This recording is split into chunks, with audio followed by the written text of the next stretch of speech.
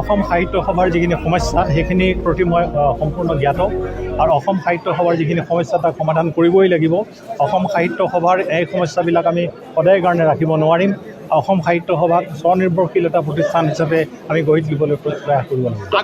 আগৰ সমিতিখনে যথেষ্ট ইয়াত তেওঁলোকে ধাৰ লগাই হওক বা কৰ্মচাৰীক দৰমহা নিদিয়াকৈ তেওঁলোকে যাব ওলাইছে। আপুনি গোটেই পৰিৱেশটো কেনেকৈ টেকল কৰিব? কাৰণ বহুত কোটি টকাৰ কথা আহি পৰিছে ইয়াত।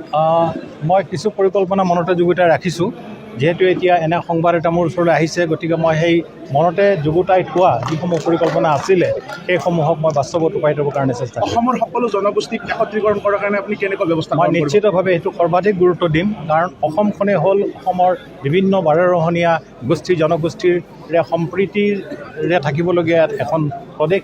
গতিকে আমি যদি তেখেতসকলক লগত লৈ আগবাঢ়িব নোৱাৰোঁ তেনেহ'লে আমাৰ জাতীয় জীৱনৰ কাৰণে বৰ ডাঙৰ ক্ষতি হ'ব। আপুনি সংবাদ পত্ৰৰ লগত জড়িত এগৰাকী লোক, আমি আচলতে গৌৰৱ কৰিছোঁ। আপুনি সংবাদ পত্ৰৰ লগত জড়িত লোক, এই সময়ত কেনেকৈ লাগিছে আচলতে আপোনাৰ? আচলতে সংবাদ পত্ৰৰ যিটো বিষয় সেইটো কিন্তু সাহিত্যৰ এটা অংগ।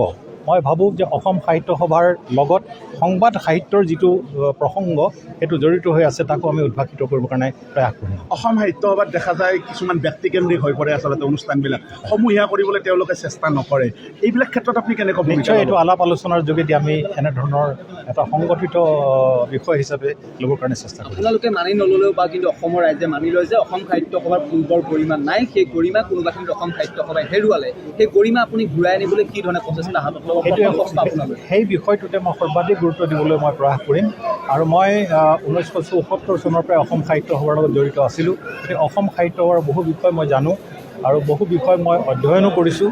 গতিকে অধ্যয়ন আৰু অভিজ্ঞতাৰ ভিত্তিত আৰু এতিয়া যিসকল অভিজ্ঞ ব্যক্তি আছে তেখেতসকলৰ লগত আলাপ আলোচনা কৰি মই অসম সাহিত্য সভা আগুৱাই লৈ যাবৰ কাৰণে প্ৰয়াস কৰিম। অসম সাহিত্য সভাৰ ওপৰত জাতীয় জীৱনৰ যিহেতু মূল অংগ অসম সাহিত্য সভা, গতিকে শেহতীয়া যিখন সমিতি আছিল সেই সমিতিখনক দেখা গৈছিল বহু ক্ষেত্ৰত কিন্তু মাত মতা নাছিল, বহু ক্ষেত্ৰত এটা নিমাত ভূমিকা পালন কৰিছিল।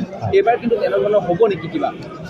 হ'ব, নিয়মতে নালাগে। আৰু মই ভাবিছোঁ যে অসম সাহিত্য সভাক বিশেষকৈ নৱপ্ৰজন্মৰ যোগেদি উদ্ভাসিত কৰিবৰ কাৰণে চেষ্টা কৰিব লাগিব।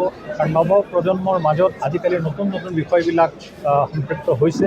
গতিকে মই ভাবোঁ নৱপ্ৰজন্মৰ যেতিয়া সংযোজন ঘটিব অসম সাহিত্য সভাই বিভিন্ন ধৰণে আগুৱাই যাবলৈ সক্ষম হ'ব। শুভেচ্ছা জনাইছোঁ। আপোনাৰ সন্মুখত প্ৰথমটো প্ৰত্যাহ্বান কি থাকিব?